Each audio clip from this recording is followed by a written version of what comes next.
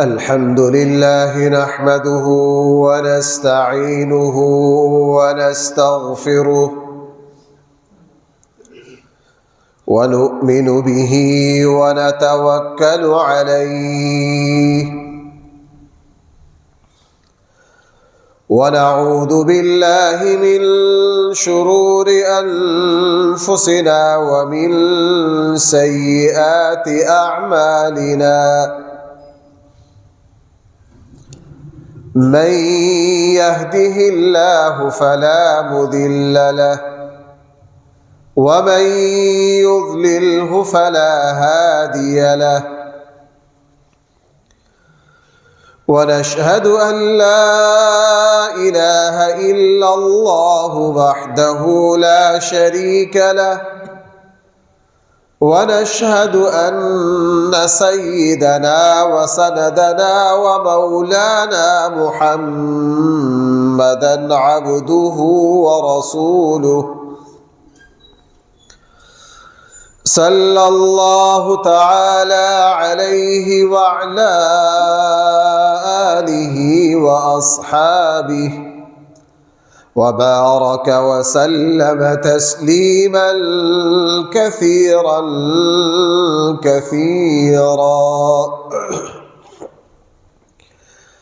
أما بعد فأعوذ بالله من الشيطان الرجيم بسم الله الرحمن الرحيم يا أيها الذين آمنوا إذا نودي للصلاة من يوم الجمعة فاسعوا إلى ذكر الله وذروا البيع ذلكم خير لكم إن كنتم تعلمون فإذا قضيت الصلاة فانتشروا في الأرض وابتغوا من فضل الله واذكروا الله كثيرا لعلكم تفلحون صدق الله مولانا العظيم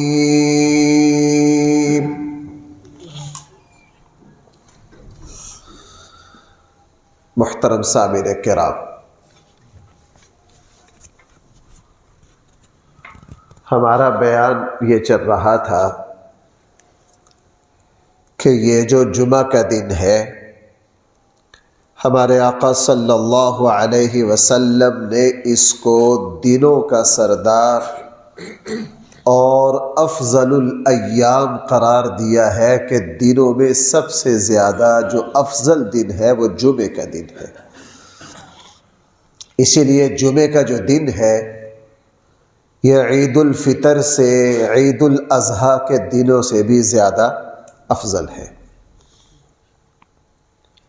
अल्लाह जल्ला जलालुहू ने इस दिन की जो फजीलत रखी है ज़ाहिर है वो नमाज जुमा की वजह से रखी। अगर कोई मुसलमान नमाज जुमा ना पढ़े तो वो जुमा के दिन की फजीलत से भी महरूम हो गया, गोया के वो जुमा की फजीलत को तस्लीम ना करने वाला है। चूँकि जुमा के दिन की जो फजीलत है ये भाई किसकी वजह से है? योम जुमे। हमारे आका सल्लल्लाहु अलैहि वसल्लम ने, इस्लाम ने जुमा का दिन इकट्ठे इबादत के लिए क्यों रखा और अल्लाह के नबी ने इसका एहतिमाम क्यों फरमाया कि रसूलुल्लाह सल्लल्लाहु अलैहि वसल्लम जुमा के दिन खुतबा इरशाद फरमाते, जुमे से पहले खुतबा रखा। इसकी वजह क्या है?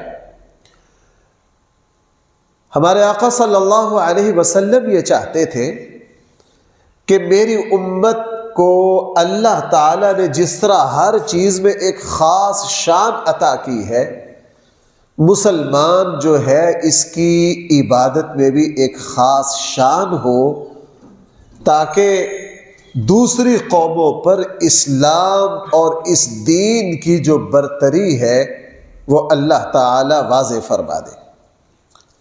اسی لیے اسلام میں وہ عبادتیں بہت زیادہ اہمیت کی حامل ہے جس سے اسلام کی شان واضح ہوتی ہو، جس سے بھائی اسلام کی کیا واضح ہوتی ہو؟ شان۔ اسی لیے یوم جمعہ جو ہے یہ بھی شعائر اسلام میں سے ہے۔ پوری دنیا میں جمعہ کا دن آئے گا، مسلمان اہتمام کے ساتھ اللہ تعالیٰ کی بارگاہ میں حاضر ہوں گے، اور یہ دن اللہ تعالیٰ کو اتنا محبوب ہے کہ اللہ تعالیٰ نے یہ نعمت پہلے یہودیوں کو دی تھی، لیکن وہ نالائقی کی وجہ سے جمعے کے دن کو انہوں نے قبول نہیں کیا۔ انہوں نے اپنی عبادت کے لیے کون سا دن چنا؟ ہفتے کا دن چنا۔ اللہ تعالیٰ نے پھر یہ عظیم الشان نعمت جو ہے یہ پیش کی عیسائیوں پر، وہ بھی نالائق رہے، انہوں نے بھی اپنے لیے جمعہ کے دن کو چھوڑ کر اتوار کا دن اپنی عبادت کے لیے، یعنی وہ اس دن کی فضیلت تک نہیں پہنچ سکے۔ اور یہ بھی اس امت کی خصوصیات میں سے ہے۔ اللہ نے یہ عزت اور یہ شان اسی امت کو بخشی ہے کہ اللہ تعالیٰ نے پھر اس امت پر جمعے کے دن کو پیش کیا، اور ہمارے آقا صلی اللہ علیہ وسلم نے فی الفور اللہ تعالیٰ کی اس نعمت کی قدردانی کی اور اس دن کو اپنی امت کے لیے قبول فرما لیا۔ میں نے پچھلے جمعے میں عرض کیا تھا، ہمارے آقا صلی اللہ علیہ وسلم ابھی مکہ میں ہیں، اور حضرت موسیٰ بن عمیر رضی اللہ عنہ کو مدینہ میں لکھا کہ تم وہاں کیا کرو؟ نماز جمعہ کو قائم کرو۔ رسول اللہ صلی اللہ علیہ وسلم پیر کے دن پہنچے مدینہ منورہ۔ رسول اللہ اور بھی روایات ہے، لیکن راجح یہی ہے جو زیادہ مضبوط روایت ہے کہ پیر کو رسول اللہ صلی اللہ علیہ وسلم مدینہ منورہ پہنچے۔ منگل بدھ جمعرات جب جمعہ آیا تو رسول اللہ صلی اللہ علیہ وسلم نے پھر پوری شان کے ساتھ حقیقی معنی میں پہلا جمعہ قائم فرمایا، چونکہ مکہ میں تو وہ اختیار اور وہ قوت حاصل نہیں تھی جو جمعہ کے لیے درکار تھی، تو رسول اللہ صلی اللہ علیہ وسلم نے نماز جمعہ کو وہاں پوری شان کے ساتھ قائم فرمایا۔ اس نماز سے پہلے خطبہ رکھا، اللہ کے نبی خطبہ ارشاد فرماتے، اس اہتمام کے ساتھ خطبہ ارشاد فرماتے کہ صحیح احادیث میں رسول اللہ صلی اللہ علیہ وسلم کے خطبہ کا جو انداز ہے صحابہ اکرام نے وہ بھی نقل کیا کہ اللہ کے نبی جب جمعے کا خطبہ ارشاد فرماتے تو اللہ کے نبی کی وجود میں حرکت آ جاتی، بلکہ بعض دفعہ ممبر بھی ہلتا، اور رسول اللہ صلی اللہ علیہ وسلم کی آنکھیں مبارک سرخ ہو جاتی۔ صحیح بخاری کی روایت میں کہ آپ علیہ السلام کی یہ جو رگیں ہیں یہ پھول جاتی، یعنی آپ اتنے اہتمام کے ساتھ اتنا زور دے کر جمعے کی تقریر کرتے، اور جمعے میں اپنے صحابہ کو اللہ کی طرف متوجہ کرتے۔ سیدھی سادی نماز بھی پڑھی جا سکتی تھی جس طرح آج کے مسلمان کر رہے ہیں۔ بڑی مشکل سے، میں نے پچھلے جمعے میں عرض کیا تھا، 20-25% سے زیادہ مسلمان جمعہ نہیں پڑھتے۔ اب یہ جمعے کا وقت ہے، ہماری سبز منڈی ابھی چلے جاؤ بھائی، آباد ہے کہ نہیں؟ آباد ہے۔ اگر یہ سارے لوگ مسجدوں میں آ جائیں، ہمارے ڈسکے کی جتنی آبادی ہے، تو کتنی آبادی ہے ڈسکا کی؟ 7 لاکھ۔ اگر 7 لاکھ ہو، مجھے نہیں لگتا ڈسکا کی جو مسجدیں ہیں وہ ساری 1 لاکھ بندہ بھی سنبھال سکے۔ کیوں بھائی، ایسا ہے یا نہیں؟ 1 لاکھ بھی شاید زیادہ ہو۔ اس سے پتہ چلا اچھا جو 20 سے 25% مسلمان پڑھتے وہ کیا کرتے؟ وہ بالکل جب خطبہ شروع ہو گیا بھاگ کر جا کے 2 رکعتیں پڑھتے۔ بھائی اگر صرف 2 رکعتیں ہی مقصود ہوتا تو پھر رسول اللہ صلی اللہ علیہ وسلم جمعے کی نماز سے پہلے خطبہ کیوں ارشاد فرماتے؟ اگر 2 رکعتیں ہی مقصد تھی کہ اللہ کے سامنے 2 رکعات پڑھ لو، تو پھر ہمارے آقا صلی اللہ علیہ وسلم خطبہ کیوں ارشاد فرماتے جمعے سے پہلے؟ اتنا اہتمام کیوں فرماتے نبی کریم صلی اللہ علیہ وسلم؟ اللہ کے نبی نے خطبہ کیوں رکھا؟ اس سے پہلے واضح و نصیحت کیوں؟ یہ بڑی اہم بات ہے بھائی، ذرا اس کو سمجھیے۔ انسان کی فطرت ہے کہ انسان بھولتا ہے. بھائی انسان کیا کرتا ہے؟ بھولتا ہے. اہم سے اہم بات بھول جاتا ہے. اس انسان کی تربیت کے لیے ضروری ہے کہ اس کو خیر کی بات بار بار، قرآن کریم نے ہمارے آقا صلی اللہ علیہ وسلم سے فرمایا فذکر، آپ ان کو نصیحت کرتے رہیے. قرآن کریم نے بعض باتیں بار بار کہی، بعض نہیں، اکثر باتیں.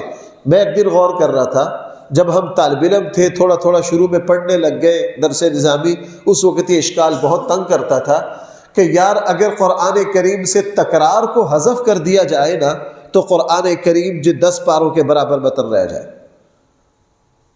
کتنا رہ جائے؟ آپ سورہ رحمان پڑھتے فَبِأَيِّ آلَاءِ رَبِّكُمَا، پھر فَبِأَيِّ آلَاءِ، پھر فَبِأَيِّ آلَاءِ، بار فَبِأَيِّ آلَاءِ رَبِّكُمَا تُكَذِّبَانِ. اللہ تعالیٰ موسیٰ علیہ السلام کا تذکرہ کرنے لگے اور 84-85 بار تذکرہ کیا. آخرت کا تذکرہ تو شاید قرآن کی کوئی صورت ایسی ہو جس میں آخرت کا تذکرہ نہ ہو. یا ایھا الذین آمنوا، تو میں تذکرہ کرتے رہتا ہوں، بار بار قرآن کیا کہہ رہا ہے؟ یا ایھا الذین آمنوا. ایک بات کو قرآن بار بار کہہ رہا ہے. اور مجھے ذاتی طور پر ایک چیز تنگ کرتی تھی. میرا مزاج ہے ایک موضوع بار بار بیان مجھ سے نہیں ہوتا. مجھے ادھر ادھر کوئی بیان کرنے جاؤں نا، مفتی صاحب آپ پچھلی مرتبہ ہمارے یہاں تشریف لائے تھے، آپ نے فلاں موضوع پر بیان کرنا ہے، اسی موضوع پر دوبارہ بیان کر دیے. میں نے کہا یار مجھ سے ایک ہی موضوع پر بار بار بیان نہیں ہوتا. نئے سے نئے موضوع پر تحقیق کا موقع ملتا ہے، غور کا موقع ملتا ہے، اپنی اصلاح کا موقع ملتا ہے، نئی سے نئی باتیں سامنے آتی ہیں. لیکن میں خود اس مرض سے تنگ تھا، اپنی اس کمزوری سے، کہ میری طبیعت چاہتی ہے ہر مرتبہ نیا سے نیا موضوع. اور میں کوشش بھی کرتا ہوں کہ سال میں یہ نہیں کہ میں ایک ہی موضوع ہر وقت چلاتا رہوں. جب قرآن کریم کی یہ بات آئی نا کہ قرآن کریم خیر کی بات کو ایک بار نہیں کہہ رہا، قرآن کریم بار بار کہہ رہا ہے، بار بار کہہ رہا ہے. کیوں؟ اللہ تعالیٰ نے مجھے اور آپ کو پیدا کیا، وہ میری اور آپ کی نفسیات سے واقف ہے. اس کو پتہ ہے کہ دن رات بھولتے. یہ کیا کرتے؟ ان کو بار بار سمجھانا ہے، ان کو نصیحت کرنی ہے، ان کو بار بار یاد دہانی کروانی ہے. اذان سے پہلے 24 گھنٹوں میں 5 اذانیں اور 5 نمازیں اور اذانیں کتنی ہیں؟ وہ بھی 5. ہر نماز سے پہلے اللہ اکبر، حی علی الصلاۃ، حی علی الصلاۃ، حی علی الفلاح. کیوں؟ اللہ تعالیٰ نے اس زندگی کا نظام ایسا بنایا ہے، میرے اور آپ کے لیے آزمائش رکھی ہے کہ ہم بھولتے. ہم کیا کرتے؟ بھول جاتے. بار بار نصیحت کی ضرورت ہے. اسی لیے نبی کریم صلی اللہ علیہ وسلم نے ہفتے میں جمعے کے دن آپ علیہ السلام جمعے کی 2 رکعات پڑھا سکتے تھے، لیکن آپ علیہ السلام نے جمعے سے پہلے خطبہ رکھا. اور خلفائے راشدین کے زمانے میں خلیفہ وقت جو خطبہ دیتا اس سے پہلے کبھی حضرت ابو ہریرہ کھڑے ہو جاتے، کبھی اور صحابی کھڑے ہو جاتے، لوگوں کو اچھی طرح نصیحت کرتے، یاد دہانی کرواتے، تاکہ جمعے والے دن انسان جب کوئی بات سن لے کم سے کم اگلے جمعے تک تو اس پر اثر رہے. اور اب ہمارے یہاں ماشاءاللہ جو 20-25% مسلمان نماز پڑھتا ہے، وہ جمعے میں کب آئے گا؟ جب اس کو پتہ عربی کا خطبہ. اور اس میں مانتا ہوں، مجھے اس کا اعتراف ہے، اس میں میری برادری کا بھی قصور ہے، منبر پر بیٹھنے والوں کا بھی قصور ہے. میں نے اپنی آنکھوں سے ایسی عظیم شخصیات دیکھی ہیں، جمعہ پڑھاتے ہوئے 50 سال ہو گئے، ایک کتاب بھی نہیں ان کے پاس. کیا؟ ایک کتاب بھی نہیں. کبھی مجھے بعض دوست ملے، وہ کہتے ہیں یار آپ پاگلوں کی طرح مطالعہ کرتے رہتے ہو، جمعہ پڑھانا آپ کے پاس اور کوئی کام نہیں، بھائی تم کیا کرتے ہو؟ میرے ایک ساتھی یہاں آ گئے تو جمعہ والے میں نے کہا یار ابھی 3-4 گھنٹے ذرا مجھے اپنے مطالعہ کے لیے چاہیے. کہنے لگا تو پاگل ہے، 3-4 گھنٹے کیا کرنا تو نے؟ میں کہا بھائی میں نے جمعہ پڑھانا. کہنے لگا میں ابھی 20 سال سے پڑھا رہا ہوں، میں تو فجر کے بعد سوتا ہوں، 10:30-11 بجے اٹھتا ہوں اور اس کے بعد غسل کرتا ہوں، جا کے جمعہ پڑھا دیتا ہوں. میں نے ان سے عرض کیا نا، یہ جمعہ کی ناقدری ہے. بھائی یہ کیا ہے؟ جمعہ کی ناقدری ہے۔ جتنی بھی احادیث ہیں تقریباً جمعے کا باب کھول کے دیکھ لیجئے، اللہ کے نبی کہہ رہے ہیں جلدی آؤ، کیا؟ جلدی آؤ۔ اور پچھلے جمعے جو قرآن کہتی فَسْعَوْا إِلَىٰ ذِكْرِ اللَّهِ، جلدی آؤ۔ ایسی عظیم الشان حدیثیں ہمارے آقا صلی اللہ علیہ وسلم کی، ہمارے آقا صلی اللہ علیہ وسلم نے ارشاد فرمایا جو مسلمان جمعے والے دن جلدی آئے، پوری حدیث یہ ہے، اس کا آدھا حصہ میں نے پچھلے جمعے میں سنا دیا تھا کہ اللہ تعالیٰ نے آدم علیہ السلام کو پیدا کیا، قیامت سارا، آخر میں رسول اللہ صلی اللہ علیہ وسلم نے فرمایا جو مسلمان جلدی آئے اور خطبہ امام کا توجہ سے سنے، یہ نہیں کہا کہ نماز اطمینان سے پڑھے، کیا سنے؟ خطبہ۔ پھر میرے ساتھ کہو کیا؟ خطبہ۔ ہاں، ہمارے ڈسکے میں ایسے بے وقوف پائے جاتے ہیں، میرا بڑا عرصہ ایسے بے وقوفوں سے تعلق رہا ہے جو کہتے ہیں اوئے جمعے والے دن دا مقصد ہی صرف کیا ہے؟ نماز ہے۔ اتنے جاہل، اور پھر اور بات اور جہالت کی اس وقت ہو جاتی ہے جب وہ ساتھ یہ بھی دعویٰ کر دیتے ہیں کہ ہم سے بڑا عالم اور ہم سے بڑا متقی بھی کوئی نہیں۔ میں نے آج اس پہلو سے احادیث کو تلاش کیا کہ آیا صرف 2 رکعات مقصد ہے؟ نہ نہ نہ، آپ ترمذی، ابو داود، بخاری، مسلم حدیث کا کوئی باب کھول لیجئے، جمعے کا باب پڑھ لیجئے، اس نقطہ کو جو میں عرض کر رہا ہوں آپ اس پر غور کیجئے۔ رسول اللہ صلی اللہ علیہ وسلم مثلا یہی حدیث آپ نے فرمایا جو شخص جمعے میں سب سے پہلے آئے، ایک دوسری حدیث میں کیا ہے؟ جو سب سے پہلے آئے اس کو کس چیز کے صدقے کا ثواب ملے گا؟ جو نمبر 2 پر آئے، جو نمبر 3 پر آئے۔ اس حدیث سے کیا پتا چلا کہ جلدی آنا مطلب، بھائی جب جماعت سب نے اکٹھی پڑھنی ہے پھر جلدی آنے کا کیا مطلب؟ اور یہ جو حدیث ہے حضور نے فرمایا جو شخص جمعے والے دن جلدی آئے اور پیدل چل کر آئے، چونکہ پیدل چلنے میں مشقت زیادہ ہے، ہاں جو دور ہو علماء نے لکھا ہے کہ وہ سواری پر بھی آئے، اور فرمایا وہ آ کر امام کا خطبہ توجہ سے سنے اور کسی کو تکلیف نہ پہنچائے، کوئی فضول کام نہ کرے۔ کس کا خطبہ توجہ سے سنے؟ ہمارے آقا صلی اللہ علیہ وسلم نے فرمایا اس کے جمعے کی طرف جتنے قدم اٹھے ہیں ہر قدم پر 1 سال کا روزہ اور ہر قدم پر 1 سال کی عبادت کا ثواب ہے۔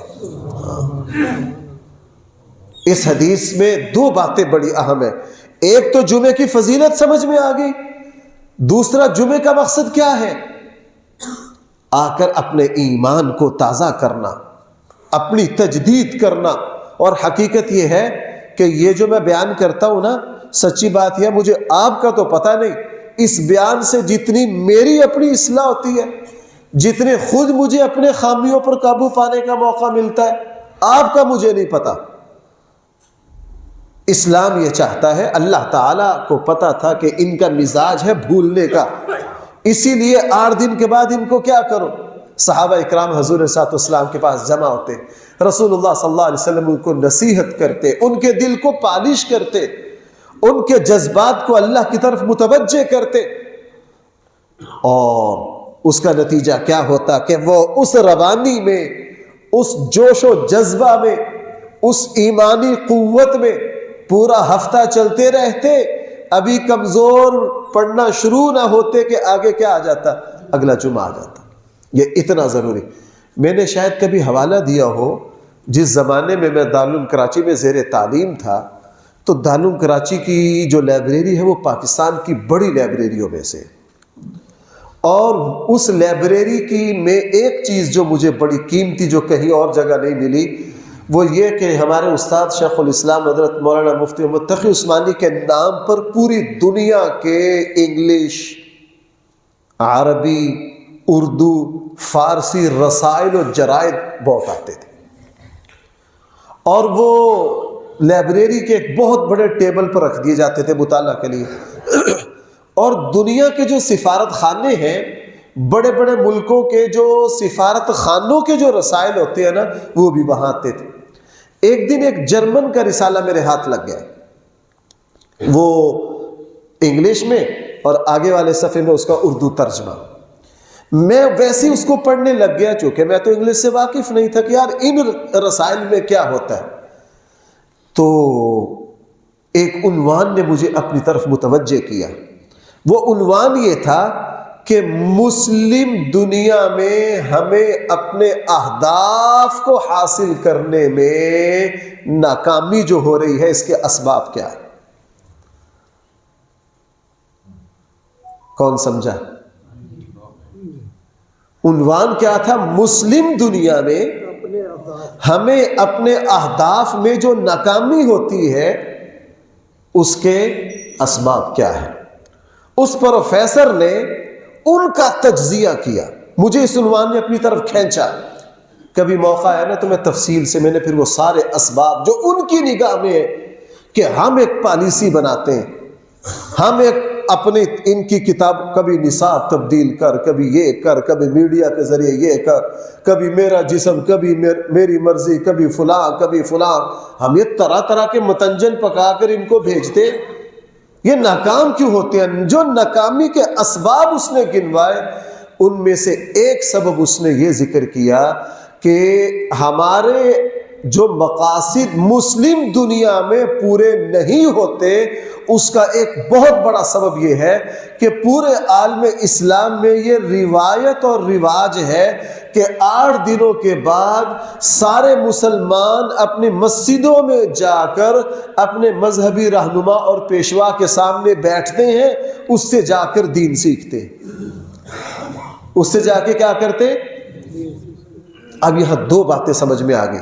پہلی بات تو یہ سمجھ میں آ گئی کہ اگر ہمارے یہ جمعے کا واعظ و نصیحت جیسا کہ پورے عالم اسلام کا واعظ و نصیحت کمزور ہو گئے، یہ جو ہمارے آقا کے اسلام کے جو مقاصد تھے نا، ان میں ہم 80-85% ہم نے کمزوری دکھا دی.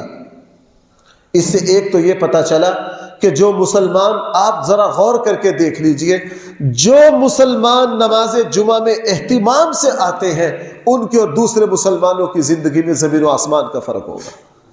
ہمارے آقا نے ویسے ہی فرما دیا، جو ایک مرتبہ نماز جمعہ پڑھ کے جائے گا اگلے جمعہ تک اللہ جل جلالہ اس کے گناہوں کو کیا کر دیں گے. رسول اللہ صلی اللہ علیہ وسلم نے کیا فرمایا؟ لوگوں جان بوجھ کر نماز جمعہ چھوڑنے سے باز آ جاؤ، وگرنہ تم اس کتاب میں منافق لکھ دیے جاؤ گے جس کو کوئی مٹا نہیں سکتا. ہمارے آقا نے کیا فرمایا؟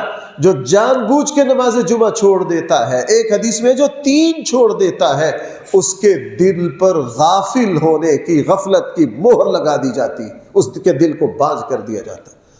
تو اس نے عنوان تھا کہ مسلم دنیا میں ہمیں اپنے اہداف میں ناکامی کن اسباب کی وجہ سے ہوتی ہے.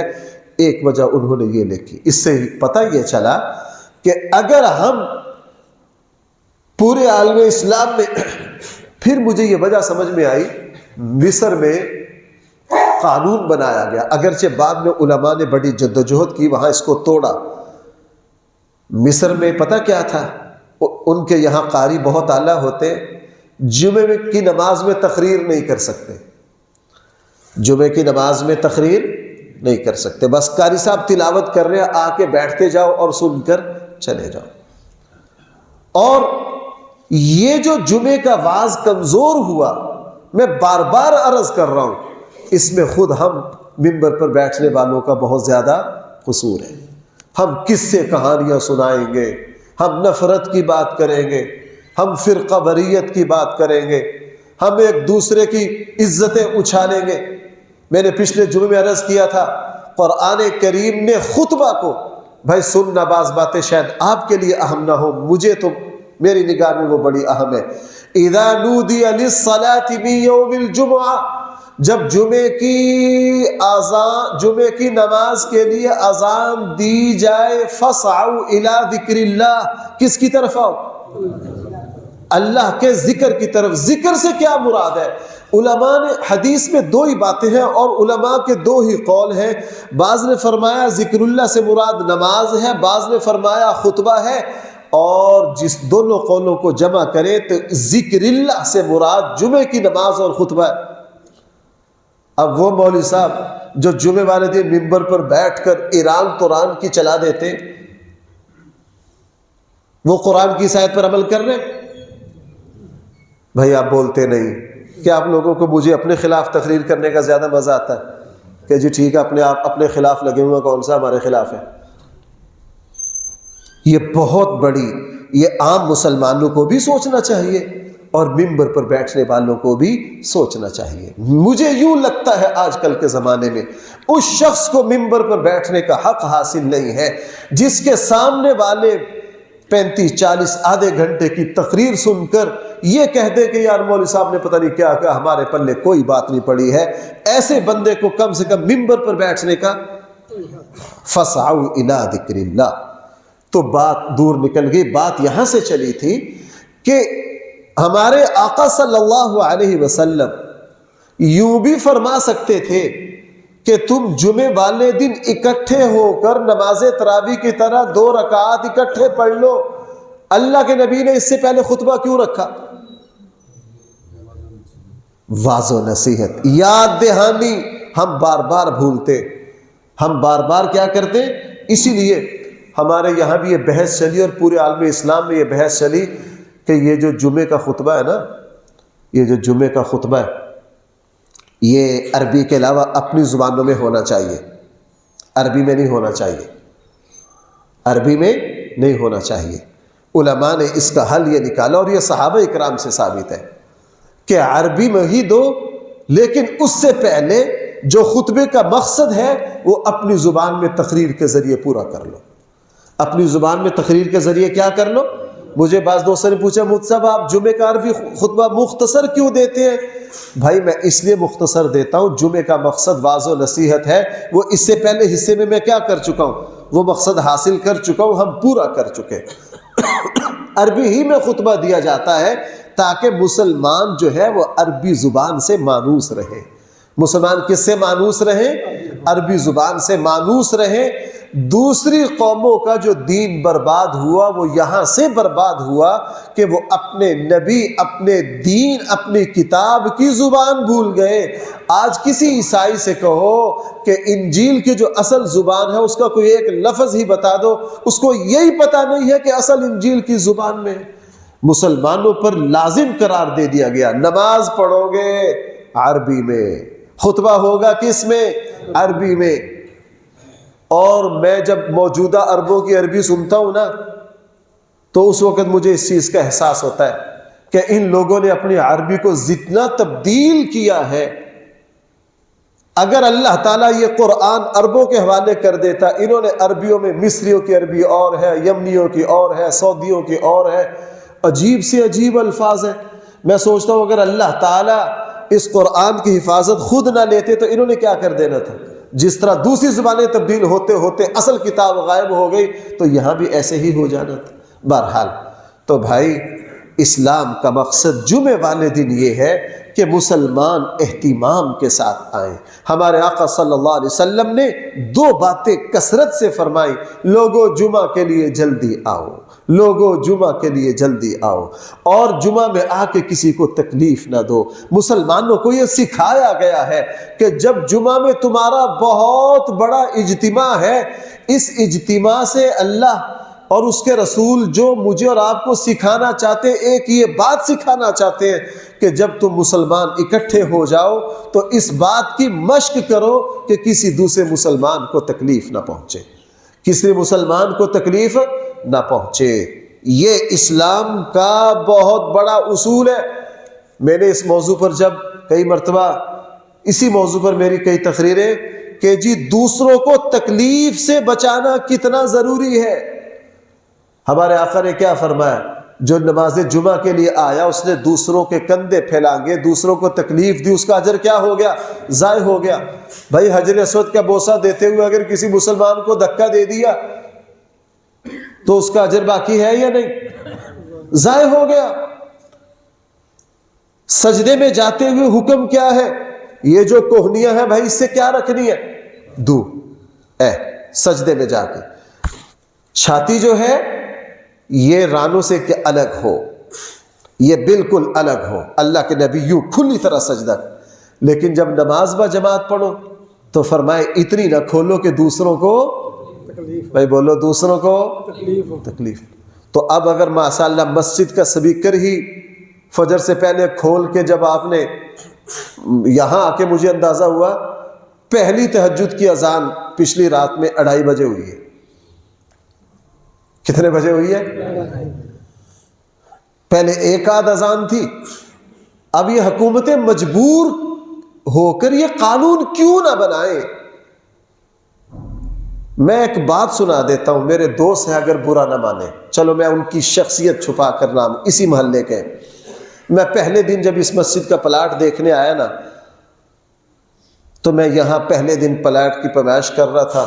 ہاں ریحان آپ ساتھ تھے میرے؟ ہاں پیمائش کر رہا تھا. یہاں کے ایک پڑوسی نکلے کہ مولوی صاحب کیا کر رہے ہو؟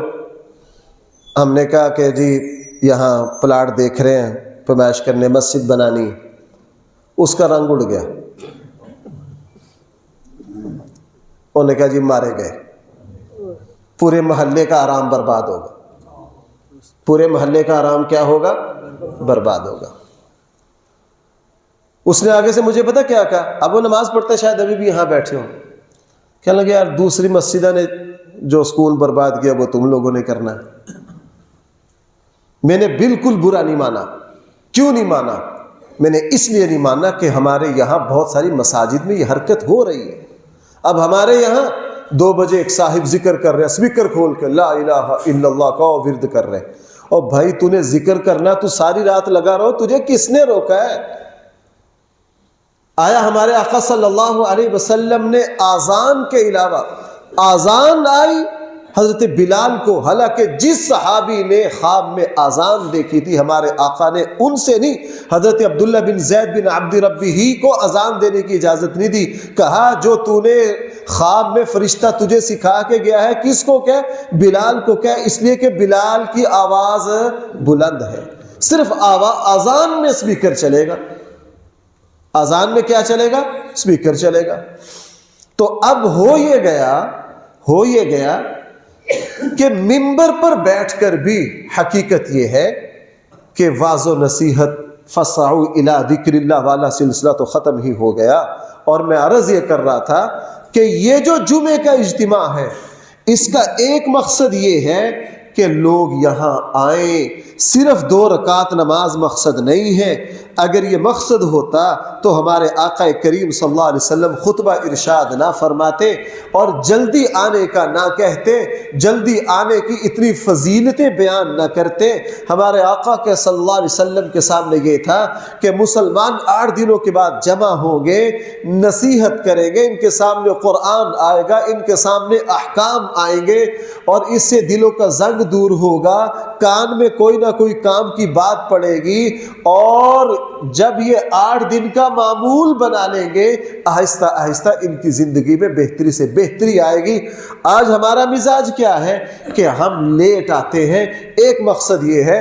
دوسرا مقصد کیا تھا کہ اللہ کے نبی نے جہاں جمعے کے احکام بیان کیے وہاں یہ بات کثرت کے ساتھ بیان کی کہ جب تم جمعے میں آؤ کسی کو تکلیف نہیں دینی.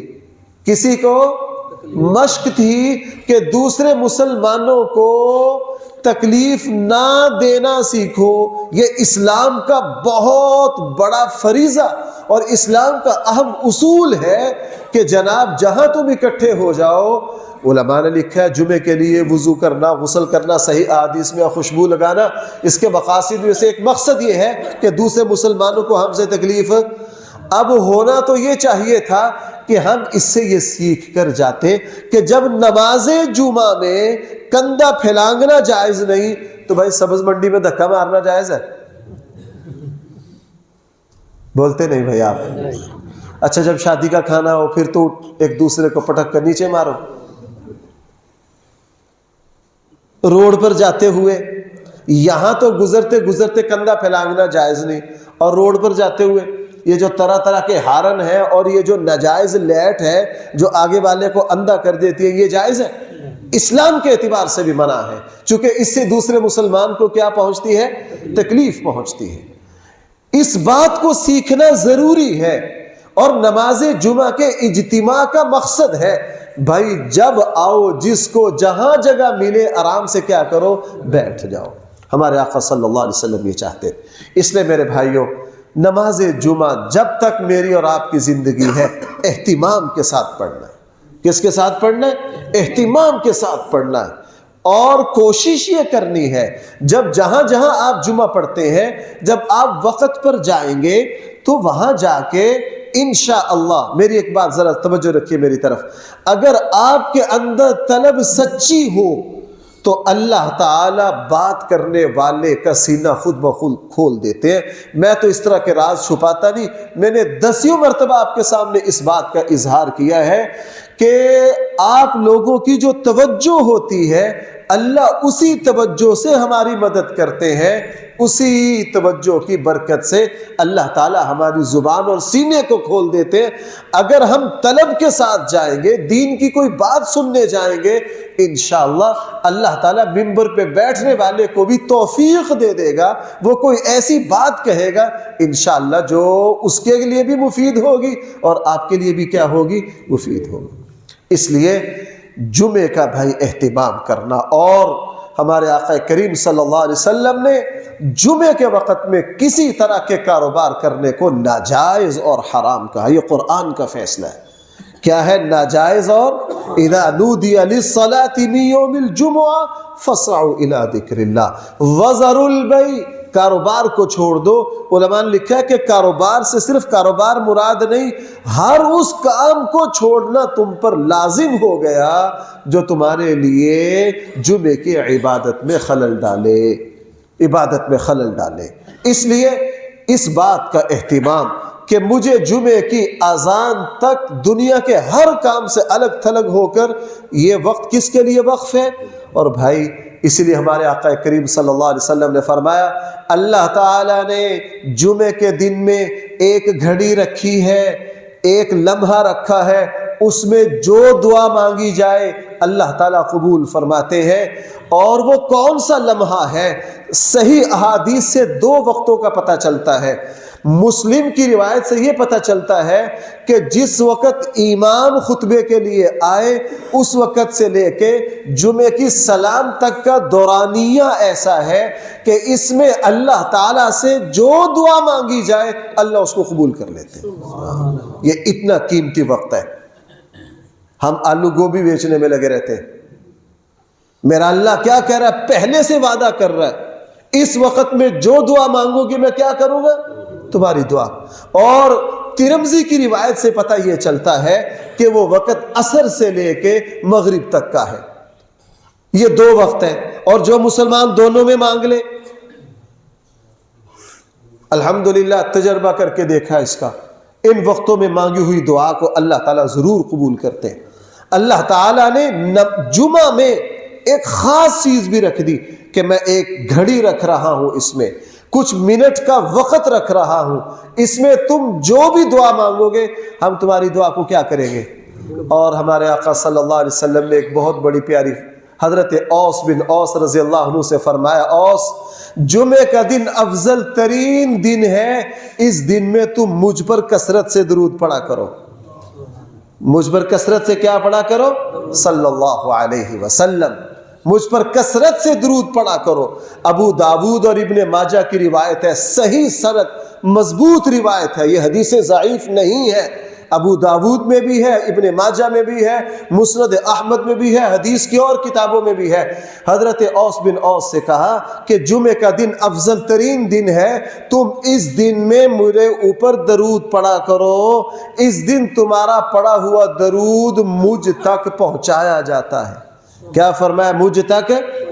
حضرت اوس نے عرض کیا اللہ کے رسول، آپ کے پاس جب دنیا سے آپ چلے جائیں گے تو یہ جمعے والے دن پڑھا جانا والا درود آپ تک پہنچایا جائے گا؟ رسول اللہ صلی اللہ علیہ وسلم نے فرمایا ہاں۔ حضرت اوس بن اوس نے عرض کیا اللہ کے رسول، مرنے کے بعد تو آدمی مٹی ہو جاتا ہے، ختم ہو جاتا ہے، تو آپ پر درود کیسے پہنچایا جائے گا؟ ہمارے آقا صلی اللہ علیہ وسلم نے فرمایا اللہ تعالیٰ نے انبیاء کے جسموں کو مٹی کے اوپر حرام کر دیا، مٹی کے اوپر کیا کر دیا ہے؟ حرام کر دیا ہے۔ اسی لیے جمعے کے دن کی یہ 2-3 فضیلتیں ہی کافی ہیں۔ ایک تو قرآن کی ایک سورت جمعے کے نام پر ہے، نمبر 2 اللہ تعالیٰ نے مسلمانوں کے ایمان کی تازگی کا دن رکھا ہے۔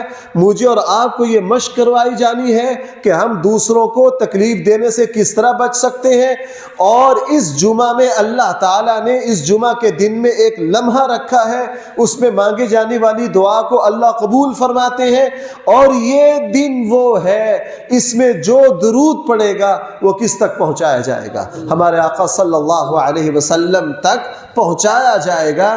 صحابی نے عرض کیا اللہ کے رسول، مرنے کے بعد تو انسان ختم ہو جاتا ہے۔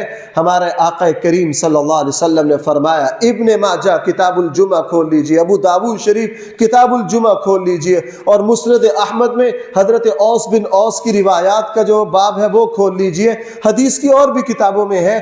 حضور نے فرمایا نہ، ہم انبیاء کے جسموں کو اللہ تعالیٰ نے اپنی قبر میں اللہ تعالیٰ نے مٹی میں کیا قرار دے دیا ہے؟ مٹی پر حرام قرار دے دیا ہے۔ اس لیے ہمارے آقا صلی اللہ علیہ وسلم کو جس دن دفن کیا گیا تھا، آپ کا جسم اس دن جس طرح عنبر کی طرح مہک رہا تھا، جس طرح ریشم کی طرح نفیس تھا، آج بھی 100% اسی طرح ہے۔ اسی لیے ہم وہاں جا کے کیا پڑھتے ہیں؟ السلام علیک یا سیدی یا رسول اللہ۔ فرمایا کہ جو یہاں آ کے مجھ پر درود و سلام پڑھیں گے، میں اس کو درود و سلام کو سنتا ہوں، میں اس کو درود و سلام کو کیا؟ بڑے نادان ہیں وہ لوگ جنہوں نے رسول اللہ صلی اللہ علیہ وسلم کو توبہ نعوذ باللہ، توبہ نعوذ باللہ، میرے منہ میں خاک، جنہوں نے حضور علیہ السلام کو مٹی قرار دے دیا۔ کیا قرار دے دیا؟ مٹی قرار دے دیا۔ یہ بالکل غلط ہے، صحیح احادیث کے خلاف۔ حضرت عبداللہ بن عمر، مسلم کی روایت ہے، حضرت عبداللہ بن عمر رضی اللہ عنہ رسول اللہ صلی اللہ علیہ وسلم کے روزہ اطہر پر آتے، آ کر السلام علیک یا سیدی یا رسول اللہ سلام کرتے۔ تو جمعے کے دن کثرت سے درود پڑھنا، اور جمعے کے دن زیادہ سے زیادہ دعائیں مانگنا، اور بھائی جمعے کو اہتمام اور شان کے ساتھ پڑھنا۔ ہمارے یہاں بہت بڑی تعداد وہ ہے جو بیچارے عین وقت پر آئیں گے۔ وہ ہمارے ایک عزیز فرمایا کرتے تھے، وہ کہا کرتے تھے جمعے کے بعد مسلمان مسجد سے یوں بھاگتے ہیں جس طرح جج جو ہے عدالت سے ان کو بری کرے، یوں بھاگیں گے منٹ میں مسجد۔ حالانکہ بھائی ابن ماجہ کی روایت کیا ہے؟ رسول اللہ صلی اللہ علیہ وسلم نماز جمعہ سے پہلے 4 رکعت پڑھا کرتے۔ نماز جمعہ سے پہلے کتنی رکعت پڑھتے؟ پھر جمعہ، اور اس کے بعد رسول اللہ صلی اللہ علیہ وسلم، صحیح احادیث 2 طرح ہیں۔ ایک روایت میں یہ ہے کہ جمعے کے بعد 4 رکعتیں پڑھتے، وہ بھی صحیح ہے۔ دوسری روایت میں یہ ہے کہ رسول اللہ صلی اللہ علیہ وسلم 2 رکعتیں پڑھتے، وہ بھی صحیح ہے۔ سب سے پہلے ان دونوں روایتوں کو حضرت علی نے جمع کیا۔ میں نماز سے پہلے اس موضوع کو دیکھ رہا تھا۔ حضرت عبداللہ بن مسعود رضی اللہ عنہ فرماتے ہیں کہ جب حضرت علی رضی اللہ عنہ خلیفہ بنے اور مدینہ سے ہجرت کر کے کوفہ تشریف لائے، تو حضرت علی کرم اللہ وجہہ نے ہمیں خطبہ ارشاد فرمایا، اور اس خطبے میں فرمایا تم جمعے کے بعد 6 رکعتیں پڑھا کرو۔ کتنی رکعتیں پڑھا کرو؟ مصنف ابن عبد الرزاق میں جو نماز کا باب ہے اس میں حدیث موجود ہے۔ حضرت عبداللہ ابن مسعود فرما رہے ہیں خلیفہ راشد حضرت علی المرتضیٰ رضی اللہ عنہ نے فرمایا جمعے کے بعد کتنی رکعتیں پڑھا کرو؟ امام ابو حنیفہ نے اسی کو لیا کہ بھائی صحیح حدیثیں 2 ہیں، ایک میں 4 ہے اور ایک میں کیا ہے؟ 2۔ اگر آپ 4 پر عمل کرو گے 2 والی رہ جائے گی، اگر 2 پر عمل کرو گے 4 والی رہ جائے گی۔ بہتر یہ ہے کہ آپ 6 پڑھ لو تاکہ دونوں حدیثوں پر عمل ہو جائے۔ پہلے 4 پڑھنی ہے، ابن ماجہ کی روایت ہے، اور جمعے کی 2 رکعتیں ہیں، صحیح احادیث میں ہے، اور خطبہ سننا اتنا ضروری تھا کہ ہونی 4 چاہیے تھی جمعے کی، لیکن اللہ تعالیٰ نے، اللہ کے نبی نے 2 کر کے 2 کی جگہ کیا رکھ دیا؟ بھائی بولو۔ اب جو لوگ خطبہ نہ سنے تو انہوں نے کیا کیا؟ بھائی بولیے، ان کی عادت۔ بلکہ ایک حدیث ہے رسول اللہ صلی اللہ علیہ وسلم نے فرمایا جس نے خطبہ نہیں سنا اس کی نماز جمعہ ہی نہیں۔ مطلب کیا ہے؟ مطلب یہ ہے کہ جس نے بغیر خطبہ کے جمعہ پڑھا اس کو جمعے پر کوئی اجر و ثواب کچھ نہیں ملا، اس کو کچھ نہیں ملا۔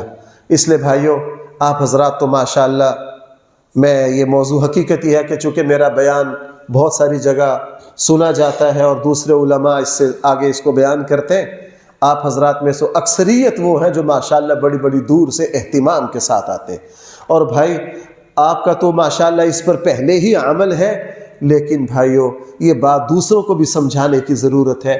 جمعے والے دن ہماری مصروفیت کا جو محور ہے بھائی وہ کیا ہو، اور رشک آتا ہے۔ میں ایک مرتبہ ایک بہت بڑے افسر کے ساتھ ایک جگہ ایک معاملہ تھا، تو جمعے کا دن وہ کہنے لگے جی میں اصل میں جمعے کے دن نہیں یہ کام کر سکتا، میرا جمعہ رہ جائے گا۔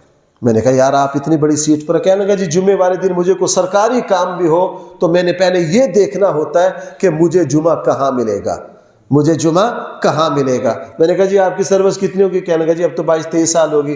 کہنے لگا جی الحمدللہ میں رہتا سفر میں ہوں، حالانکہ صحیح حدیث ہے کہ مسافر، مریض، غلام اور عورتوں پر نماز جمعہ نہیں ہے، اگر یہ پڑھ لیں گے تو جمعہ ان کا ادا ہو جائے گا۔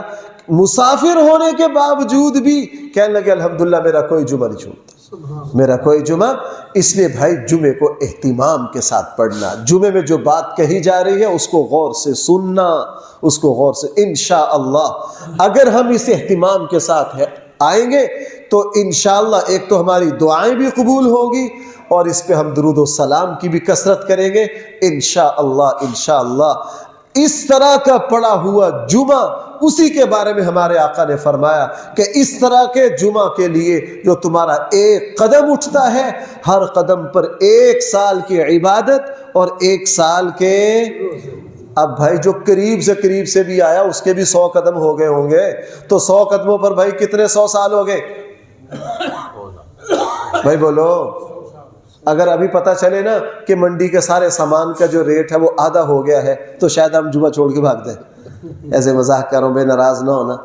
ہم دنیا کے نفع کی طرف بھاگتے ہیں اور آخرت کے نفع کی پرواہ نہیں کرتے، اس لیے بھائی سے اہتمام کے ساتھ جمعہ پڑھیے۔ اللہ تعالی ہماری اس نیکی کو اپنی بارگاہ میں قبول فرمائے۔